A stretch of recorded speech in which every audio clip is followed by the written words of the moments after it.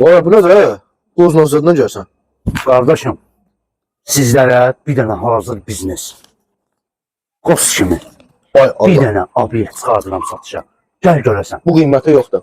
4 yol. Düz yola 100 metr məsafədə. Dəhliz əzlə. Adamlar çox çəkmək olmur. İndi ay. Bəli. Dediyim kimi.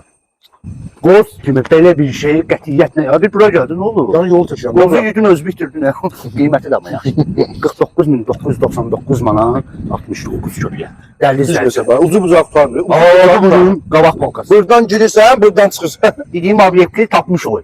Buradan girirsən, o yandan çıxırsan. Bunlar da bu. Var. Dəhliz Orada da əzlə. girmə olur, buradan da. 30 kvadratdır. Az su işi hamısı. Hər şey var. Gəl, göt, hazır. Kötü özü. And ol Allaha. Bu obyekt bax bura. Vaxtı var ki 3000 alver eləyir. Ha, elə bir obyekt ya. Bayramda 8 min alır edir. Darıyor da. Bravo.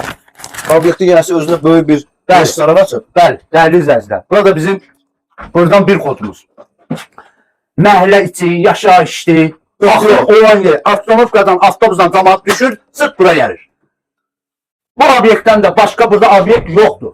Yəni məhəllə 4 yolun, 4 məhəllənin, 4 qapının, 4 adamın, tıqıdıq, yox. Demon şu. Mən Şey vaxtlarda bunu görə. Dedim Boş. nə oldu?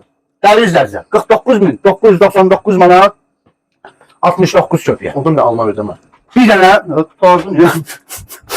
O dairədir, haydi. Ondan deyil. Dəyərli izləyicilər. Gəl, tamam mı? Alma yox. Ne dedi almalıyım alma. Dəyərli izləyicilər. Bunlar içində pay. Bəli. Tələsin, yolunuzu gözləyin, səhifədə əlaqə nömrəsi var. Qaçası bir obyektdir.